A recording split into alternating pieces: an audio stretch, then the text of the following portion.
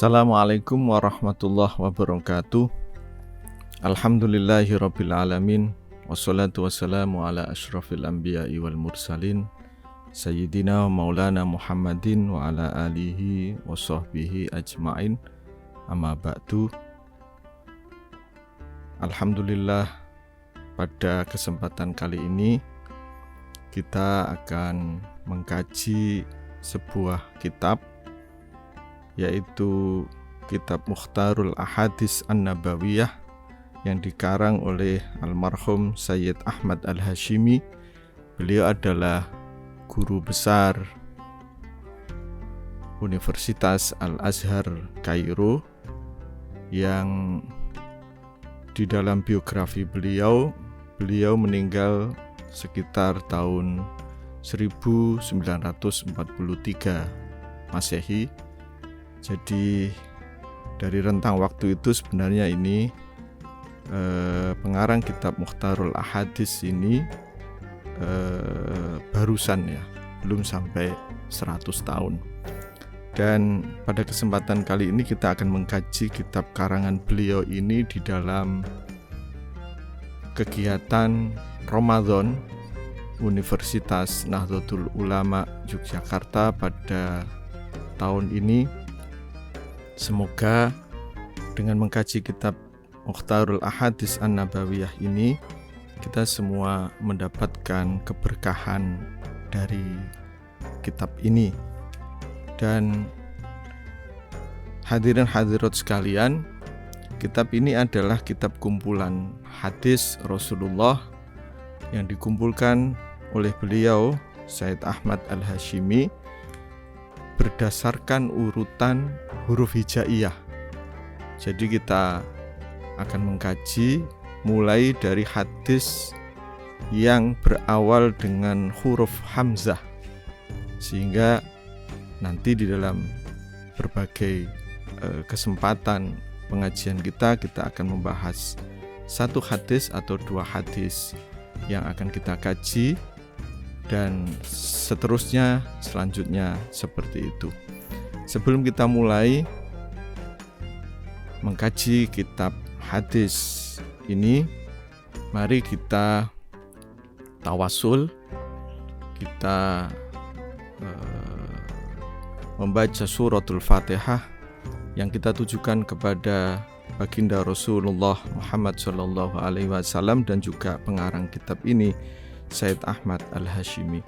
Semoga dengan mengkaji kitab ini yang beliau susun, insya Allah kita semua bisa mengambil manfaat dan keberkahan dari mengkaji kitab ini. Ala hadhiniyah wa ala kulli niyatin sholihah ila hadratin Nabil Mustafa Muhammadin sallallahu alaihi wasallam. Suma ila jami'i ikhwanihi minal anbiya'i wal mursalin wa syuhada wa sholihin wal awliya'il arifin wa sahabati ajma'in. Suma ila arwahi masyayikhina wa masyayikhina khususan ila musannifi hadzal kitab Mukhtarul Ahadits An-Nabawiyah wal Hikamil Muhammadiyah Sayyid Ahmad Al-Hashimi.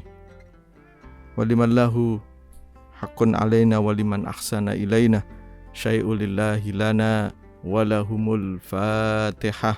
A'udzu billahi minasyaitonir rajim. Bismillahirrahmanirrahim. Alhamdulillahirabbil alamin, arrahmanir rahim, maliki yaumiddin. Iyyaka na'budu wa iyyaka nasta'in. Ihdinas siratal mustaqim, siratal ladzina an'amta 'alaihim ghairil maghdubi 'alaihim waladdallin. Amin. Mari kita mulai. Bismillahirrahmanirrahim. Hadis yang pertama, harful hamzah. Kita mulai dengan hadis yang diawali huruf hamzah. Ati babal jannati yaumal qiyamati fa'astaftihu fayaqulu al-khazinu man anta fa'aqulu Muhammadun fayaqulu bika umirtu alla aftaha li ahadin qablaka. Saya akan memulainya dengan membaca kitab ini menggunakan bahasa Jawa yang selanjutnya akan saya terjemahkan ke dalam bahasa Indonesia. Setelah terjemahkan ke dalam bahasa Indonesia, nanti kita akan melihat kesimpulan dan hikmah apa yang bisa kita dapatkan dari satu hadis ini. Ati teko sapa ingsun, Rasulullah bersabda, ati teko sapa ingsun babal jannati, ing lawangi swarga, yaumal kiamati ana ing dina kiamat, fa astaftihu mongko buka sapa ingsun. Saya datang di depan pintu surga, kata Rasulullah, pada hari kiamat, lalu saya membuka pintu itu. Fayaqulu mongko ngucap sapa al-khazinu, malaikat penjaga surga. Maka malaikat penjaga surga bertanya, man iku sapa anta utawi sira, siapa engkau? Kata malaikat penjaga surga. Fa'aqulu mongko aku jawab sapa ingsun, maka aku menjawab, kata Rasulullah, Muhammadun, aku adalah Muhammad. Fayaqulu mongko ngucap sapa al-khazinu, maka malaikat penjaga itu berkata, bika kelawan siro, bika kelawan panjenengan umirtu den perintah sapa ingsun,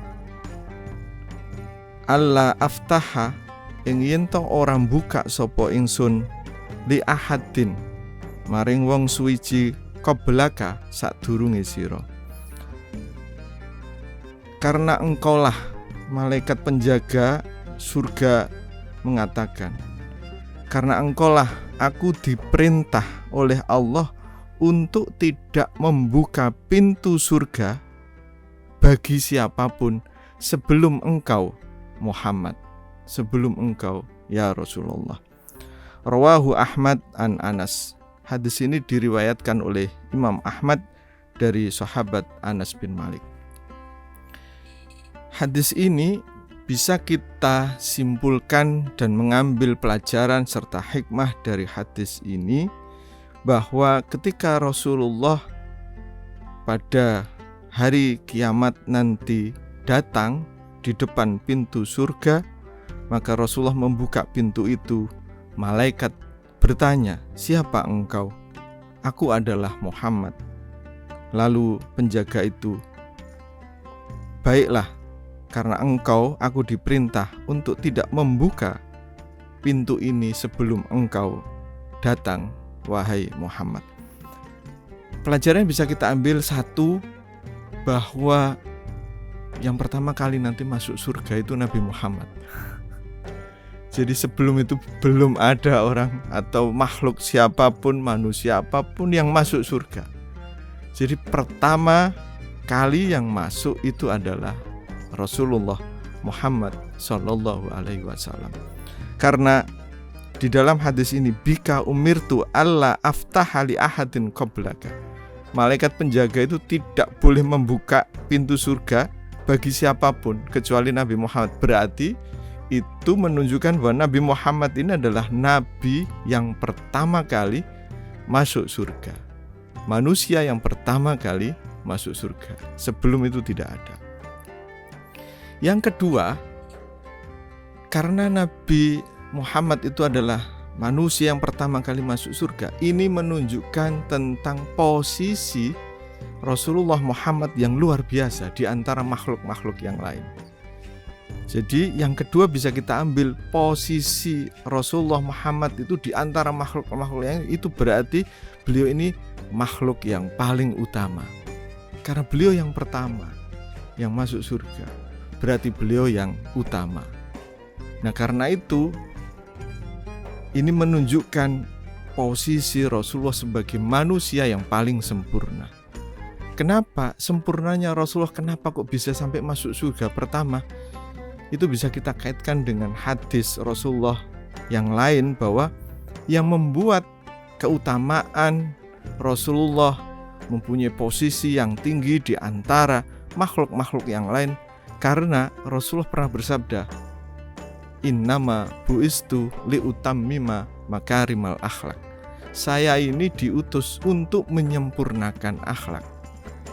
Jadi posisi tinggi Rasulullah itu karena apa? Karena akhlaknya, bukan karena apa-apanya, bukan karena pengetahuannya, bukan karena apa-apanya, bukan karena kemampuan akademiknya, tapi karena akhlaknya. Akhlak itu adalah wajah batiniah, dan wajah batiniah itu akan mampu terrepresentasikan di dalam aktivitas sehari-hari. Bagaimana dia bersikap. Sehingga akhlak inilah sebenarnya menjadi tujuannya Rasulullah, bukan tujuan apa-apa. Rasulullah tidak bertujuan untuk innama buistu liutammima atau liutammima menyempurnakan negara atau umpamanya untuk membuat negara Islam, nggak ada itu. Jadi keutamaan Rasulullah itu untuk menyempurnakan akhlak, bukan untuk yang lain gitu. Nah, kenapa posisi Rasulullah itu? Karena posisi Rasulullah seperti ini yang luar biasa. Di dalam Quran juga disebutkan, innallaha wa malaikatahu yusholluna 'alan nabi ya ayyuhalladzina amanu shollu 'alaihi wasallimu taslima. Karena posisi Rasulullah yang luar biasa, utama dan tinggi itu, sampai-sampai Allah itu bersolawat kepada Rasulullah, malaikat itu bersolawat kepada Rasulullah, dan kita semua orang mukmin diperintahkan ya ayyuhalladzina amanu shollu 'alaihi wasallimu taslima. Di dalam tafsir-tafsir dan yang disebutkan oleh para ulama, akar kata sholatun, shod lam ta, innallaha wa malaikatahu yusholluna, jadi bersolawat. Solawat itu makna dasar generiknya sebenarnya adalah doa. Bisa bermakna doa, bisa bermakna rahmah, kasih sayang, bisa bermakna maghfirah atau ampunan. Jadi kalau kita menafsirkan ayat innallaha wa malaikatahu yusholluna 'alan nabi, kenapa Rasulullah kok begitu agungnya sehingga masuk surga pertama kali? Itu karena memang Allah sendiri itu sudah memuji Rasulullah, innallaha wa malaikatahu, sesungguhnya Allah itu memberikan doa, memberikan rahmah, memberikan ampunan kepada Rasulullah. Jadi makna Allah bersolawat itu adalah Allah itu memberikan kepada Nabi Muhammad itu ampunan, kasih sayang, rahmah, dan doa. Dan di situ yang bersolawat lagi adalah wal malaikah, para malaikat. Innallaha wa malaikatahu yusholluna, yang bersolawat lagi adalah malaikat. Tetapi solawatnya malaikat tidak sama dengan solawatnya Allah. Kalau solawatnya malaikat kepada Rasulullah itu adalah malaikat ini memberikan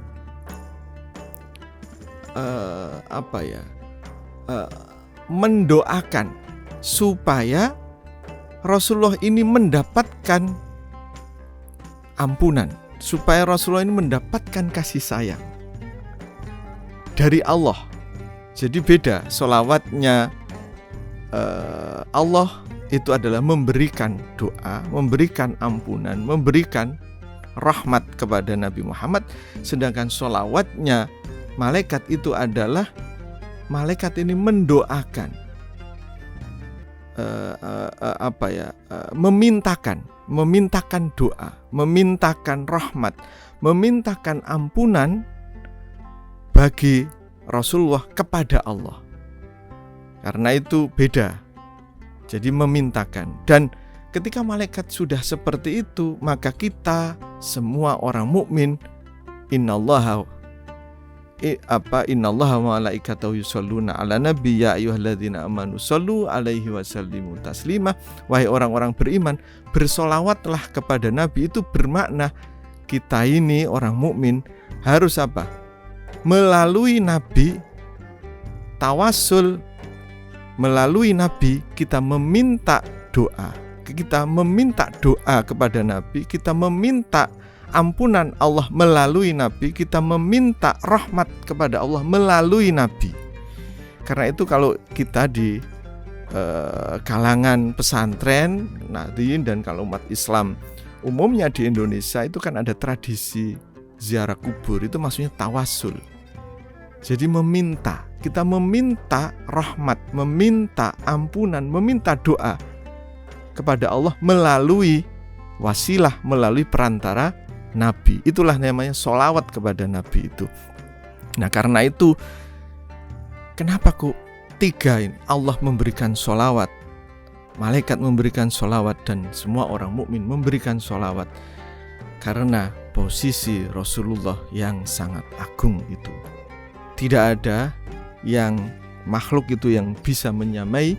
Dan kenapa posisi tingginya Rasulullah sehingga sampai masuk di dalam hadis seperti ini, bahwa beliau menjadi manusia, makhluk pertama yang masuk surga, dan ketika menjadi makhluk manusia pertama yang masuk surga itu berarti beliau mempunyai posisi yang sangat tinggi di hadapan Allah. Tidak ada yang melebihi makhluk-makhluk yang lain selain Rasulullah Muhammad SAW, sehingga Allah pun bersolawat, malaikat pun bersolawat, dan kita semua orang mukmin diminta bersolawat kepada Rasulullah. Karena apa? Karena innama bu'istu liutammima makarimul akhlak. Posisi tertinggi manusia itu adalah dilihat dari akhlaknya, bukan dari selain akhlaknya. Karena risalah Rasulullah sesungguhnya hanya untuk menyempurnakan akhlak. Demikian yang bisa kami sampaikan untuk membahas satu hadis kali ini. Ada kurang lebihnya kami mohon maaf. Walafu minkum. Semoga kita bisa berjumpa lagi di segmen selanjutnya. Demikian, wallahul muwaffiq ila aqwamit thoriq. Assalamualaikum warahmatullahi wabarakatuh.